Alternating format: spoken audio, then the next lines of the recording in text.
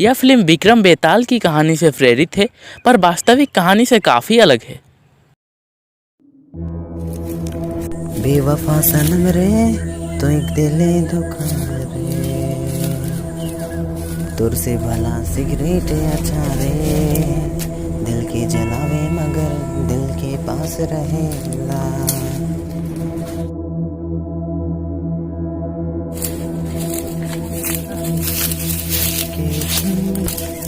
दिल के जलावे मगर होठ के पास रहेला।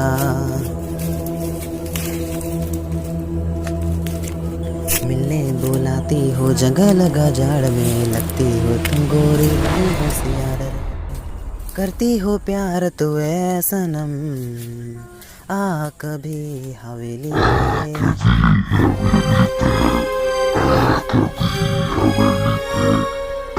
कौन है यहाँ? कौन है यहाँ? कौन है?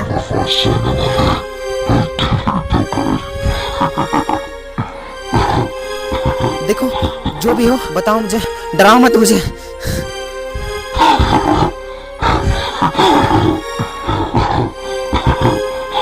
सामने आओ, कौन है?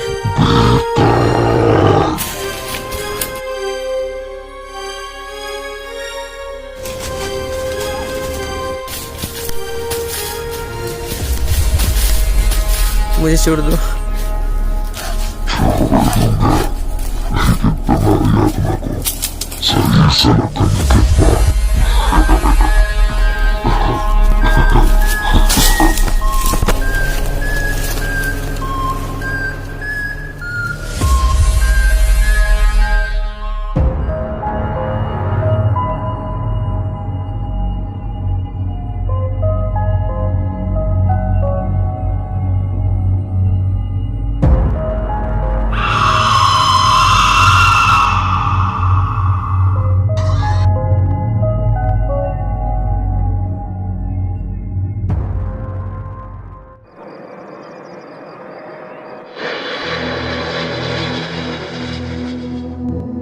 मेरा नाम बिरजू है। मैं एक प्राइवेट कंपनी में जॉब करता हूँ। मैं इस समय एक ज़रूरी काम से जा रहा हूँ। मैं कहाँ जा रहा हूँ ये जानने से ज़्यादा ज़रूरी ये है कि मैं क्यों जा रहा हूँ। ये वही हॉस्पिटल है जहाँ मेरी वाइफ रितु पिछले 2 महीने से एडमिट है। वो कोमा में है। कई डॉक्टर ने कोशिश किया पर उसे ठीक नहीं कर पाए। मैं समझ गया कि जहाँ दवा काम ना करे वहाँ दुआ ही काम करती है। इसलिए मैं भगवान की नगरी वाराणसी जा रहा हूँ। वहाँ एक से बढ़कर एक ज्ञानी महात्मा रहते हैं और मुझे पूरा विश्वास है कि वो मेरी मदद जरूर करेंगे।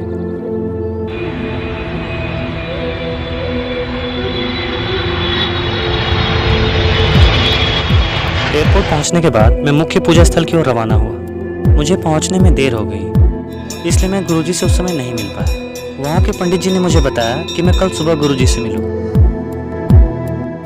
रात को नींद तो मुझे वैसे भी नहीं आती, इसलिए मैं रात के समय पूजा कार्यक्रम में शामिल हुआ।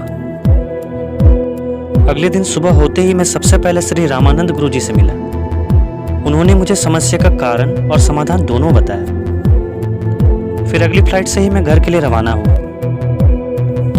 गुरुजी ने मुझे बताया कि किसी बेताल नाम के भूत ने रितु पर मृत्युबाण चला दिया है और आने वाले 2 दिनों में उसकी मौत हो जाएगी।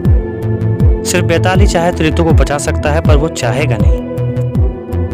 वो बहुत ही चालबाज और बदमाश भूत है और मुझे उसी भूत के पास जाके उसे मनाना है। माना कि ये काम जानलेवा है, पर रितु के बिना जीने से उसके साथ मरना ज्यादा सही होगा।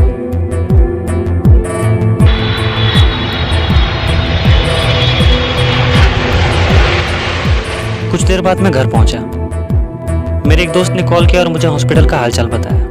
फिर जैसे ही रात के 12 बजे गुरुजी के कहे अनुसार मैंने पूजा पाठ किया।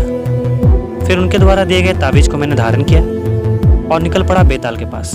गुरुजी ने मुझे बताया था कि बेताल का डर ही मेरी सबसे बड़ी ताकत होगी, पर सच बात तो ये है कि डर मुझे लग रहा था, मरने का नहीं बल्कि रितु के बिना जीने का। उन्होंने मुझे कहा था रास्ते में मुझे कोई भी छोटे बड़े भूत मिले, पर मुझे उनकी ओर ध्यान नहीं देना है, नहीं तो वो लोग मेरा रास्ता रोकने की पूरी कोशिश करेंगे। और अगर 3 बजे से पहले मैं बेताल के पास नहीं पहुंचा तो वो वहां से गायब हो जाएगा। और ताबीज को मुझे हर हाल में अपने पास ही रखना है, क्योंकि अगर ताबीज मुझसे अलग हुआ तो कोई भी ऊँट मुझे कभी भी मार सकता है।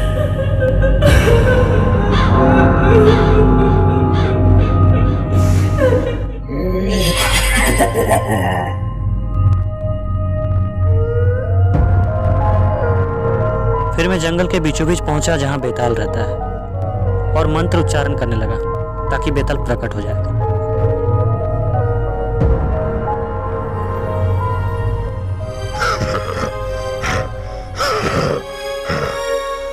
बेताल। जिस समय भूत सबसे ज्यादा ताकतवर होते हैं, तुम उसी समय भूतों के राजा बेताल के पास आए हो, वो भी बस एक तावीज के भरोसे। या तो तुम आदमी असाधारण हो या फिर तेरी मति मारी गई है। मैं आपसे अपनी बीवी की जान की भीख मांगने आया हूँ।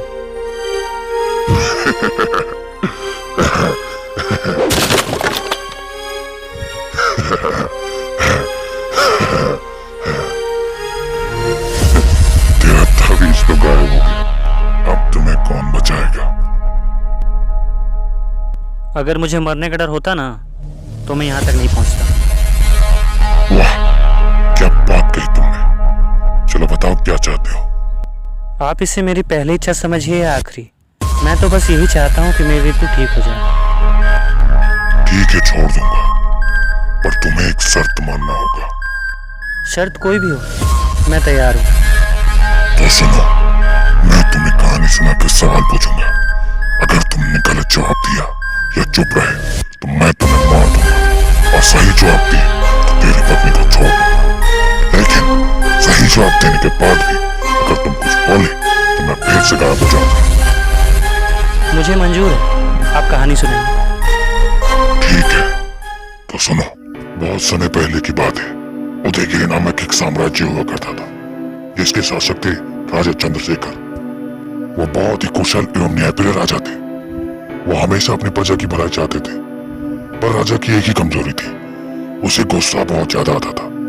और वो अपने भाई राजशेखर से बहुत प्रेम करता था और उसकी हर बात मानता था। राजशेखर युद्ध विद्या में निपुण होने के साथ साथ एक अच्छा सलाहकार भी था। एक बार वो जंगल अपने गुप्तचर से मिलने गया, तभी उसकी नजर एक सुंदर स्त्री पर पड़ी। राजशेखर ने उसे अपनी भाभी बनाने का प्रस्ताव दिया, फिर उसे अपने साथ महल ले आया। उसके बाद राजशेखर ने यह बात अपने भैया चंद्रशेखर को बताया। चंद्रशेखर को भी स्त्री पसंद आ गई और वो विवाह के लिए तैयार हो गया। पर विवाह होने से ठीक पहले वाली रात में वो स्त्री गुप्त रूप से कहीं जाने लगी, पर राजशेखर ने उसे जाते हुए देख लिया था और उसने उसका पीछा किया। देखते ही देखते वो स्त्री जंगल पहुंच गई और अपने असली रूप में आ गई। वो एक मायावी चुड़ैल थी, जिसे दुश्मन राजा ने उनके राज्य के सर्वनाश के लिए भेजा था। राजशेखर ने उस स्त्री को चुड़ैल बनती हुई देख लिया और उसने ये बात तुरंत अपने भैया को बताने का फैसला किया और वो महल की हो गया। इससे पहले कि वो राजा को ये बात बताता, राजा ने उसे बताया कि उसने अभी अभी राज्य के मंत्री को मार दिया, क्योंकि उसने राज्य की होने वाली रानी को चुड़ैल कहा था। चंद्रशेखर गुस्से में लाल था और उसके हाथ में तलवार थी, और इधर राजशेखर बड़ी विडंबना में फंस चुका था कि वो अपने भाई को सच बताए या ना बताए। तो बताओ, राजशेखर ने राजा को सच बताया या नहीं?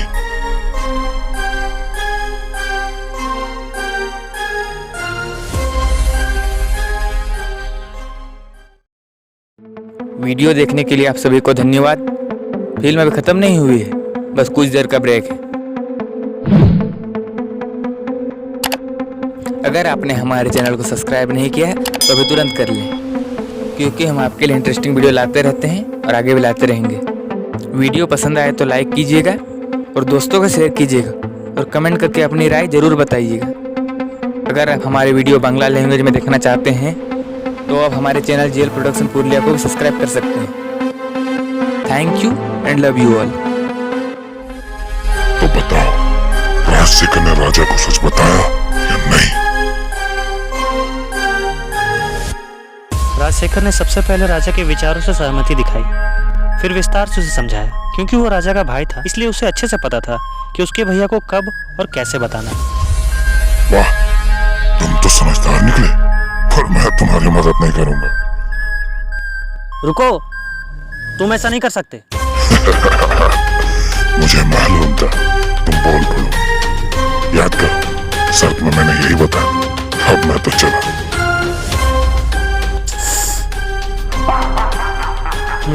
कुएं पर अफसोस हुआ।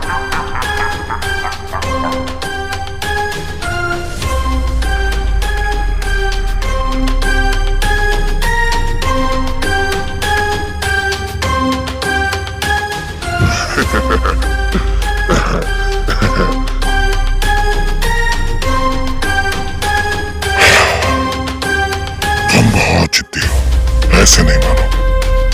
चलो दूसरी कहानी सुनाता हूँ।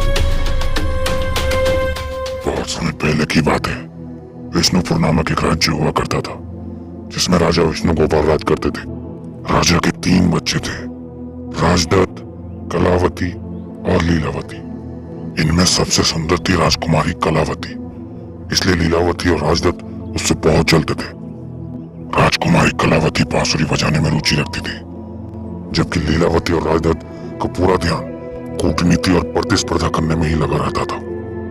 एक बार राजदत्त और लीलावती ने राजकुमारी कलावती को जान से मारने की योजना बनाई।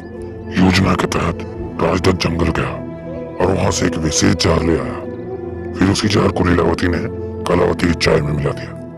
दासी को इस बात की भनक तक नहीं लगी और वो चाय लेकर राजकुमारी कलावती के पास पहुंची।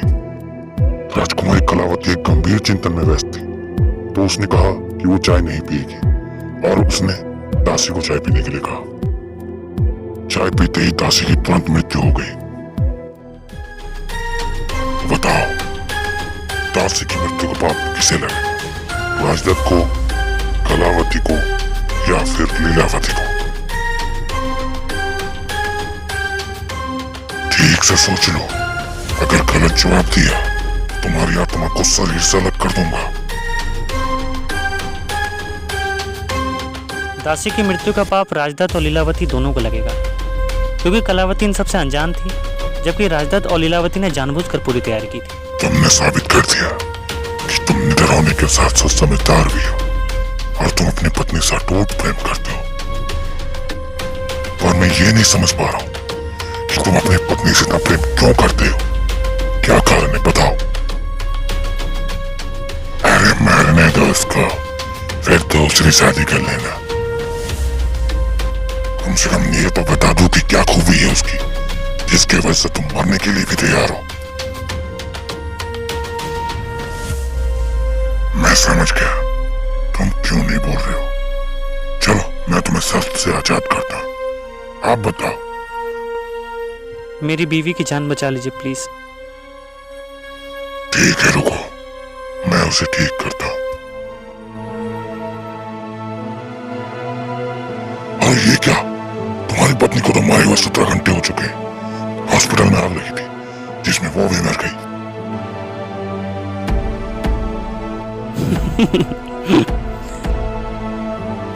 हाँ, आज सुबह ही मुझे पता चला कि मेरी बीवी मर चुकी है। जब तुम्हें सब कुछ पहले से ही पता था, तो फिर तुम यहाँ आए क्यों? बोलो। तुम्हें मिटाने के लिए। अब तक ना जाने तुमने कितनों की जान ली, कितनों को बर्बाद किया है तुमने, पर अब और नहीं। वो हॉस्पिटल की आग से मरी है, मैंने नहीं मारा उसे। भले ही तुमने उसे नहीं मारा, पर वो हॉस्पिटल तेरी वजह से ही गई, इसलिए उसकी मौत का पाप भी तुम्हें ही लगेगा और सजा भी तुम्हें ही मिलेगी। तुझे किस बात का घमंड है? तेरे पास तो मुझसे बचने के लिए तावीज भी नहीं है। यही तो तुमने सबसे बड़ी भूल कर दी बेटा। तुमने मुझे समझदार समझा, लेकिन माना नहीं। ये देखो तावीज। और आज मैं अपनी मरी हुई बीवी की कसम खाकर कहता हूँ कि आज से मेरे जीवन का लक्ष्य तेरे जैसे भूतों को खत्म करना ही होगा। तू मरेगा, जरूर मरेगा।